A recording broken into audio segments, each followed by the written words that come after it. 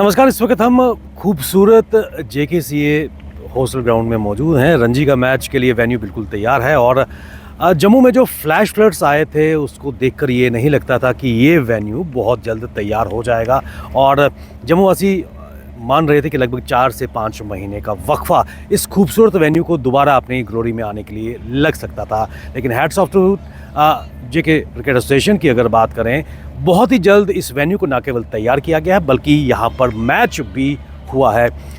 कितनी मेहनत न केवल JKCA की और उसके साथ साथ जो ग्राउंड स्टाफ है यहाँ पर लगी है।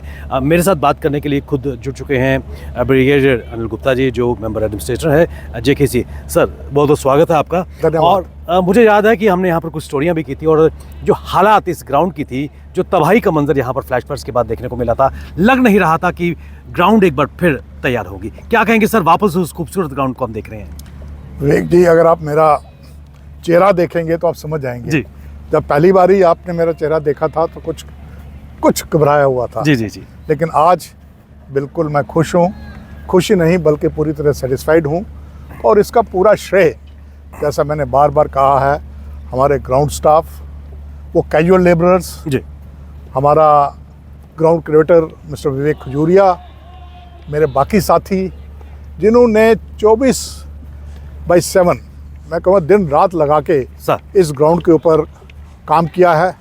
सर, अभी भी काम चल रहा है। मुझे लग रहा है जो खिलाड़ी हैं तैयार हैं मैच के लिए और प्रैक्टिस भी करते हुए नज़र आ रहे हैं। देखिए, ऐसा है कि हमने, जैसा मैंने आपको पिछली बार कहा था कि 1 महीने के अंदर हम इसको तैयार कर देंगे। तो मुझे बड़ी खुशी है कि 1 अक्टूबर को ये ग्राउंड पूरी तरह तैयार थी। यहाँ पर हमने मैच भी करवाया है। CK नायडू का मैच हुआ मेघालय के साथ। बिल्कुल। और अभी आप देख रहे हैं कि ये कूच बिहार का जो अंडर 19 का मल्टी डेज है, उसका कैंप आज ही स्टार्ट हुआ है। ये कैंप हमने रीशेड्यूल किया है। ये कैंप पहले कहीं और लगना था जी, लेकिन क्योंकि हमारा पहला मैच गुजरात के साथ है, वहाँ लाल मिट्टी पे खेला जाता है, इसलिए हमने इस कैंप को रीलोकेट किया है ताकि ये इस लाल मिट्टी के विकेट पे प्रैक्टिस कर सके मैच में जाने से पहले। तो उसी तरह से अभी अगला यहाँ पे रणजी का मैच है हैदराबाद के साथ और उसके बाद दोबारा कैंप्स लगेंगे और फिर यहाँ पर जो है CK नायडू के मैचेस जो है खेले जाएंगे। बीच में कूच बिहार के मैच जो हैं वो हम यूनिवर्सिटी ग्राउंड में करवा रहे हैं। मेरे साहब, जब हम इस ग्राउंड पे 2-3 बारी पहले भी आए थे, ये ग्राउंड बिल्कुल यहाँ पर सिल्ट जो तवी से आई थी, पानी का यहाँ पर बहुत बड़ा जमाव था और एक बहुत बड़ी चुनौती खासकर आपके सामने, JKCA के सामने, कि किस प्रकार इसको एक बार फिर प्लेइंग कंडीशन में, आज दोबारा ग्रीन टर्फ हमें नज़र आ रही है, ग्रीन ग्रास यहाँ पर है, कितनी मेहनत यहाँ पर लगी है।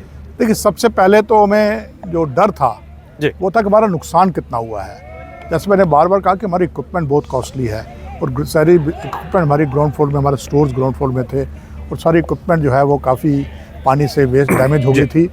और अभी हमने जो इंश्योरेंस के साथ हमारा जो हुआ है एस्टिमेट, तकरीबन 1.5 करोड़ का हमारा जो है लॉस हुआ है। ओके।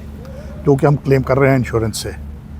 बाकी जो ग्राउंड की कंडीशन थी वो बुरा मुझे इसलिए लग रहा था कि उससे 1 हफ्ता पहले ही हमने यहाँ पे पूरी नई टर्फ लगाई थी पूरी ग्राउंड के अंदर। बिल्कुल। और हम उम्मीद कर रहे थे कि ये वेन्यू एक ऐसा होगा जहाँ पर कि लोग चाहेंगे खेलें कि इतना बढ़िया वेन्यू है। लेकिन बड़ी खुशी की बात है कि ग्राउंड ज़्यादा डैमेज नहीं हुई। खासकर जो अपर पोर्शन था ग्राउंड का वो तो बिल्कुल डैमेज कम ही हुआ था। लोअर पोर्शन में काफ़ी डैमेज हुआ और काफ़ी मेहनत भी करनी पड़ी। तभी भी देख रहे हैं कि लोअर पोर्शन में अभी कुछ पैचेस रह गए हैं यहाँ पर कि पूरी तरह से कारपेट ग्रास आना बाकी है। मुझे पूरी उम्मीद है कि रणजी मैच होने से पहले ये पूरी तरह से ठीक हो जाएगा। और यहाँ तक मेहनत का सवाल है, मैं पहले कहा कि तकरीबन 100 लेबर, कैजुअल लेबर डेली, और उसके अलावा मेरा ग्राउंड स्टाफ, मेरे क्यूरेटर मिस्टर विवेक खजूरिया, अभी भी देख रहे हैं आप ग्राउंड से मौजूद है इस वक्त, हमेशा मौजूद रहते हैं। और इको ग्रीन नर्सरी के ये सरदार साहब, इन्होंने बहुत मेहनत की और बहुत मेहनत करनी पड़ी हमें।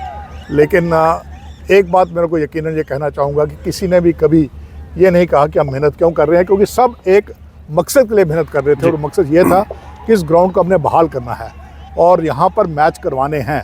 क्योंकि बीच में हमने ये भी सोचा कि मैचेस को रीलोकेट किया जाए, लेकिन ना तो हमें कोई सूटेबल वेन्यू मिला और साथ ही साथ मैं ये कहूँगा कि लोगों ने हमारी मजबूरी समझ के अपने रेट्स इतने बढ़ा दिए कि हमने सोचा कि इससे अच्छा है कि हम उतना पैसा यहाँ पर खर्च करें और इसको वापस तैयार करें उसी हालात में, और हुआ भी। सर, मुझे लगता है कि एक ब्लेसिंग इन डिस्गाइज थी, क्योंकि जो रेट जिन्होंने बढ़ाए थे उससे यहाँ पर शिद्दत से ज़्यादा काम हुआ और आज हम देख सकते हैं कि फूल खिले हुए हैं, ग्रास है और ये पूरा जो वेन्यू था पानी से पूरा भरा हुआ था। डैमेज के निशान तब भी थे जो यहाँ पर इक्विपमेंट्स थे, क्योंकि वो स्टोरीज भी हमने की थी कि वो इक्विपमेंट डैमेज थे। जो कैमरेज यहाँ पर लगे हुए थे, हाईटेक इक्विपमेंट सभी यहाँ पर डैमेज थे। बॉल्स की अगर बात करें, इक्विपमेंट्स, इंफ्रास्ट्रक्चर और उसके साथ साथ यूनिफॉर्म्स काफ़ी हद तक डैमेज हुई थी। उस डैमेज से कितना बाहर जेकेसी इस वक्त आ चुकी है? पूरी तरह से 100% हम बाहर आ गए हैं। पूरी डैमेज इक्विपमेंट है वो रिप्लेस हो गई है, यूनिफॉर्म्स नहीं बन गई हैं। बड़ी खुशी की बात है कि जो हमारे सप्लायर्स थे उन्होंने भी हमारे साथ कोऑपरेट किया। उन्होंने काफ़ी हमारे रेट्स कम किए ताकि उन्हें पता था कि हम मजबूरन दोबारा उनसे खरीदना पड़ रहा है, तो इसलिए उनकी कोऑपरेशन भी अच्छी रही और उसके कारण आज हम पूरी तरह से तैयार हैं। 100% इक्विपमेंट है हमारे पास। हम 2 वेन्यू पे एक साथ मैच करवा सकते हैं और उसके अलावा हमारी टीमें जो जानी हैं 18 टूर्नामेंट्स में हिस्सा लेना है, हर टीम के लिए पूरी इक्विपमेंट जो है वो तैयार है। सर, इस साल की अगर बात करें तो सीज़न की शुरुआत मुंबई के अगेंस्ट हुई, बेशक बहुत क्लोज मैच था। उसके बाद राजस्थान को एक इनिंग्स से डिफीट देना, मनोबल बॉयज़ का इस वक्त ऊंचा है? बहुत ही ऊंचा है। देखिए, हमारी टीम जो है आजकल खेलने के लिए नहीं खेलती है, जीतने के लिए खेलती है और इसलिए उनको पहले मैच में भी जब हार हुई तो टीम का मोराल तो डाउन नहीं हुआ, पर इनको बहुत बुरा लगा कि हमने जीता हुआ मैच हार गया। एग्जैक्टली, एक विनिंग और सिचुएशन उसका जो बदला लेना जो लिया उन्होंने दूसरे मैच में, मुझे पूरी उम्मीद है कि अगर इसी तरह वो चलेंगे और इसी माइंडसेट के साथ खेलेंगे तो आने वाली टीमों के लिए बहुत मुश्किल होगा। सर, स्पेसिफिक इस वेन्यू की अगर बात करें जो हॉस्टल ग्राउंड है यहाँ पर, और क्योंकि मेघालय को भी हमारी टीम ने हराया, और कौन से मैचेस का फिक्सचर इस ग्राउंड पर देखने को मिलेगा? यहाँ पर सीके नायडू के 2 मैच हैं, वो जनवरी-फरवरी में हैं जी, और एक मैच रांची का है हैदराबाद के साथ, जो कि 16 नवंबर को शुरू होगा। इस बार एक नई चीज़ देखने को मिली है, पब्लिक की एंट्री इस बार हुई है। कितना एक अच्छा कदम स्टेप उठाया गया ताकि लोगों की इन्वॉल्वमेंट भी मैचों के साथ हो सके। अफसोसन कहना चाहता हूँ कि जम्मू में हमारे स्टैंड खाली रहे, बहुत कम लोग आए। जी, हमने मीडिया के लिए कैटर किया था, जिस प्रकार इस बार हमारे से एक्रेडिटेशन कार्ड लिए गए और हमने सोचा कि मीडिया खूब आएगा। हम मीडिया के लिए लंच की तैयारी भी की, 2 दिन हमारा लंच वेस्ट गया जो मैंने मीडिया के लिए तैयार किया था। तो बट श्रीनगर में क्या रिस्पॉन्स था, जैम पैक्ड भी मैं कहूँ, हमने we have to send people back, इतना रश था वहाँ पे और मीडिया भी वहाँ पर काफ़ी देर तक पूरी दिन बैठ के मैच देखते रहे, तो अच्छा माहौल था। मुझे लगता है धीरे धीरे जम्मू में भी ये माहौल बनना शुरू हो जाएगा, क्योंकि उनको अभी तक इतनी ज़्यादा वो मौके नहीं मिले हैं मैचेस देखने के। जैसे जैसे मौके मिलेंगे और वो देखेंगे कि क्रिकेट को टीवी पे देखने पे और ग्राउंड पे देखने में कितना फ़र्क है, तो खुद ही खुद वो आएंगे यहाँ पर मैच को देखने के लिए। सर, एक चीज़ मैं आपसे जानना चाहूँगा, आकिब नबी लगातार दस्तक दे रहे हैं नेशनल सेलेक्टर्स को लेकर, और Dale Steyn of Jammu Kashmir कितने परिपक्व, how mature he has become, या कब मौका मिल सकता है? देखिए, दस्तक नहीं दे रहे हैं, मुझे तो लग रहा है कि वो दरवाजे में घुसे हुए हैं, उनको किसी ने रोक के रखा हुआ है। तो जल्द कंसिस्टेंसी की बात है। देखिए, पिछले सीजन में जिनकी परफॉर्मेंस थी और इस सीज़न पे जैसे उन्होंने शुरुआत की है, तो मुझे नहीं लगता कि ज़्यादा देर तक उनको कोई रोक के रख सकता है। सिलेक्टर्स की नज़र उनके ऊपर पिछले साल से ही है और कब सिलेक्टर्स की नॉट होगी वही उसी का इंतज़ार है और मुझे लगता है जल्द होगा। सर, एक चीज़ मैं आपसे जानना चाहूँगा इस खूबसूरत वेन्यू को लेकर, और कौन कौन से माइन्यूट एरियाज हैं जिन पे काम करने की ज़रूरत है ताकि एक बार फिर अपनी स्प्रिंस एंड ग्लोरी पर ये वेन्यू वापस आ जाए? देखिए, इस ग्राउंड की जो ऑप्टिमम यूटिलाइजेशन है वो हमने कर ली है। अभी यहाँ पे सबसे बड़ी कमी हमारे है प्रॉपर ड्रेसिंग रूम्स की। जी, वो हम इस एरिया के अंदर जो हमने यहाँ से हटाए हैं स्टोर्स वगैरह, इस एरिया को हम सोच रहे हैं ड्रेसिंग रूम्स के लिए तैयार करने के लिए। जहाँ तक विकेट्स का सवाल है, प्रैक्टिस विकेट्स हमने और बढ़ा दी हैं, इसमें 3 प्रैक्टिस विकेट और ऐड कर दी हैं। अब मैक्सिमम एरिया जो हमने यूटिलाइज कर लिया है, और स्पेक्टेटर्स के बैठने का बंदोबस्त वो भी एक हमारा एरिया है। अगर कंटिन्यू रहा हमारा यहीं पर खेलना, तो वहाँ पे भी हम कुछ स्टैंड्स बनाने की सोचेंगे।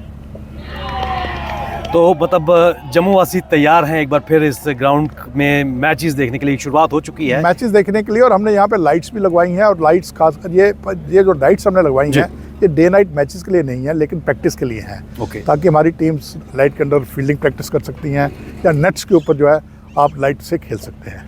वकील साहब, बहुत बहुत शुक्रिया, आपने अपने समय निकाला, और ख़ासकर जो एक काम हम सोच रहे थे कि अगले 4 या 5 महीनों में होगा, उसको बामुश्किल ही 1-1.5 महीने में पूरा किया है, और ये बहुत खूबसूरत ग्राउंड बिकट फिर तैयार है। जो यंगस्टर्स के जो सपने हैं इस ग्राउंड पर पूरा करने के लिए आपका बहुत बहुत धन्यवाद, आपने समय निकाला सर। आपका शुक्रिया। एक क्रिकेटर होने के नाते आप समझते हैं कि क्या महत्व है ग्राउंड का और कैसे ग्राउंड बनाई जाती है, तो आपने अप्रिसिएशन की, इसके लिए आपका शुक्रगुजार हूँ। और पूरी एसोसिएशन की तरफ से मैं उम्मीद करता हूँ कि आप और आपकी चैनल जो है वो आगे बढ़ती रहे। Thank you very much sir, thank you very much.